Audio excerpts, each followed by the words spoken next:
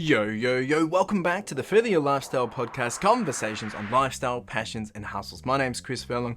I'm your host, and I'm super excited to be back here having the conversation with you. Episode 84 today, and we're talking about who are you competing against. Now, I've spoken about this a number of different times, that we should only be comparing against ourselves, and I'm back here to talk about it again because the more I progress, the more I realize that it's not because of other people giving me all the answers or other people getting me that success. It's because I'm looking back and reflecting to understand what am I doing well and what am I doing bad, but also I'm doing my compare game to myself, helping me understand where the strengths are, helping me understand where the weaknesses are, and helping me understand of what I could potentially be doing better. And we're going to talk about that today, of who are you competing against, because when it comes to the game of life, mate, you should be just focusing on yourself in that sense. Now, I'm not saying you should be selfish, but we're going to dive into this and help you understand that a little bit better. So let's buckle up and let's get into it. So when you understand who you are competing against, the race of life, as I just said before, will change, right? And you get to set your own definition of what you're actually even chasing. What do you even want? But when you understand who you're competing against, things will change. One thing that I want to be very clear to you about, and you should know this, but you have one thing that no one else has. You have the power to control how you perform. You have the power for you to be who you want to be. You also have the power to make the decisions for yourself. And you have the power to do or do not. You have the power, right? That is the sense. And it might sound a little cliche or a little corny or whatever, but when you actually think about it, the decisions you make, you get to make those decisions. You can't make a decision and then blame it on someone else, right? You need to be accountable. You need to be responsible for it. Let me ask you this. Are you one of those people who get stuck, scrolling on the infinity scroll on TikTok or maybe Instagram or other socials, and you see how everyone else is doing? You see what they're progressing. You see that they're where you're not, and you're consciously or maybe you're subconsciously comparing to them. And when you do this, even if you're not necessarily thinking about it, you are building, this undefined framework in your mind of what good is, or what bad is, or what is trendy, or what is accepted. You're building this mindset of, what is an unstated definition of success. And you're framing your mind to see these unstated expectations and baselines, because you're scrolling and you're seeing everyone else doing these things, and you're training your mind to think, yeah, this must be good. This must be the right thing. This must be, what I should be trying to attain. This must be what I'm trying to do. And it's simply because you continue to have these as visuals. You continue to have these in your face and what you should always be expecting to see. And it makes you smile because, they're getting this, so it must be good. And that's what your brain gets trained to see. I can go on about this. But then we tend to question ourselves of our capabilities, right? So you've been scrolling and you're probably always thinking, why do you always question yourself with your capabilities, right? It's because we've been looking at these things. So we question ourselves of our capabilities. And then when we go to execute to achieve something, we don't match what we've been seeing the norm, in air quotes, or what we see society doing. We don't match that. It doesn't fit. We've been scrolling for so long, we've built this framework, and then all of a sudden we go to execute and we're not matching up to what this framework looks like. And from that, we tend to quickly pull ourselves down. We tend to quickly compare to what we know or what we have seen, and we get a shock of expectation versus reality. But what if I told you there was a secret? What if I told you there was a way to avoid all this? And it's quite simple, really, and I think it will blow your mind. You see, we're really only competing against ourselves. And I already told you that at the start of this. We really are only competing with ourselves.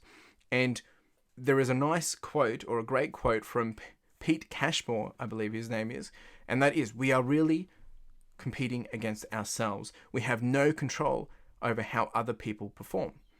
Let me say that again. We are really competing against ourselves. We have no control over how other people perform. You see, when we strip away and throw out the competition, this idea of competition of others, and we start racing the race against ourselves, things change. Try this. Pick a goal or a current achievement, something that you are pushing towards at this point in time. Think of something. right? Okay, you got something in mind. Now ask yourself this. What baseline are you comparing that progress to? Is it from what someone else has defined as this is good? Or is it from what you have seen someone else doing or achieving? What is the baseline? What is it that you are comparing to? Really think about this.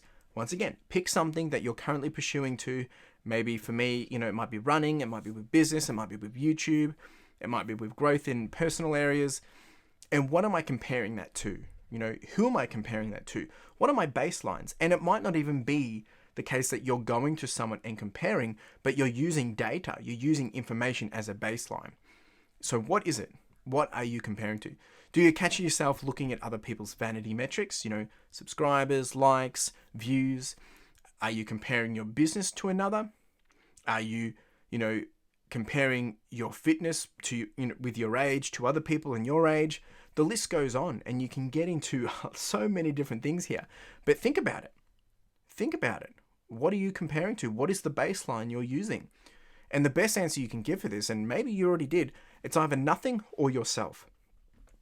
If you are comparing to nothing, like you don't have a baseline, it probably means because you're comparing to your start. You've just started. You just don't have one to compare to, which is okay. That's pretty good. That's actually really good because now you can start to compare from zero. But the best thing you can do, regardless, is compete and compare to yourself. I'll say that again. The best thing that you can do is compete and compare to yourself. I have done an episode diving into this before, making sure that we are going through the right process to, understand where we've come from and where we're going. And when we accept and understand that we have no control over others, this changes the game, right?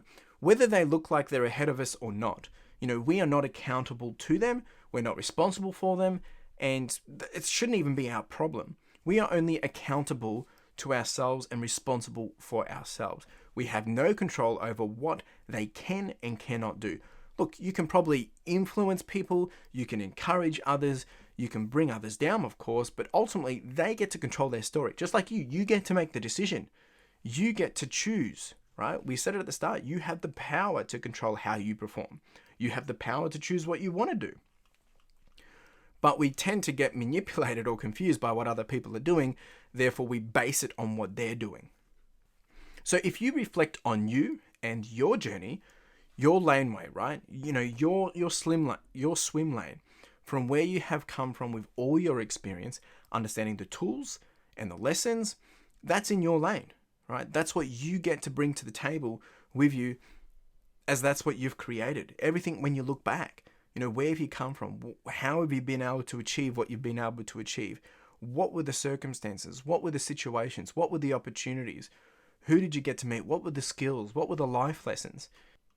Your ambition is yours. Whether it's to do X, to be Y, to have this or to have that, or to see something, or you need to own all these things. Like I said, if you want to do X, you need to own it. If you want to be Y, you need to own it. If you want to have something, you need to own it. If you want to see something or go somewhere, you need to own it. And make sure you're not letting yourself lose to yourself. This is where it gets a little bit more technical in the sense that you've got information of how you're progressing. So leverage that, right? Learn from your peers, but don't compete with them, right? Learn from them, but don't compete with them.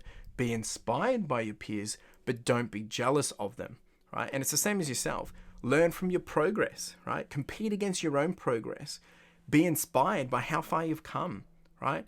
And that way you don't need to be jealous of where other people are at. If you want to win your own race, then you need to know this, right? If you want to win your own race, this is what you need to know. 1, where did you start? 2, what have you actually covered? What have you conquered? What have you achieved? And then 3, where are you going? These 3 will always help you. And if you ever get stuck and you're not really sure of what's going on, or you're getting, distracted by what other people are doing, use these for your current and new ambitions. Stop what you're doing, zoom out, and just take a moment to breathe and ask yourself, okay, where did I start? And then reflect on, what have you covered? What have you done? What have you conquered? What have you achieved? And then think about, where are you going? So, and then from this, it will enable you to, inspire yourself to press on. It will help you compete to your old self, and it will help you compete with your future self. The question you need to ask yourself is, are you wanting to take the lead of you? Are you wanting to show your current self who you can be or who you want to be and who is the boss? You get to win your own race, but in order to win, you need to be running your own race, not someone else's. Don't be focused on what someone else is doing. They're not going to pay your bills. They're not going to feed your family. They're not going to look after you. They're not going to create the lifestyle that you want. Only you get to do that. And it's a lot of responsibility. But that's you. You get to create that, and you get to own that, and you get to do with that what you please. And I love this little saying is, you won't know you can do it until you have done it, right? And the only way to know you can do it is you need to get moving into that position. You need to start working towards it, right?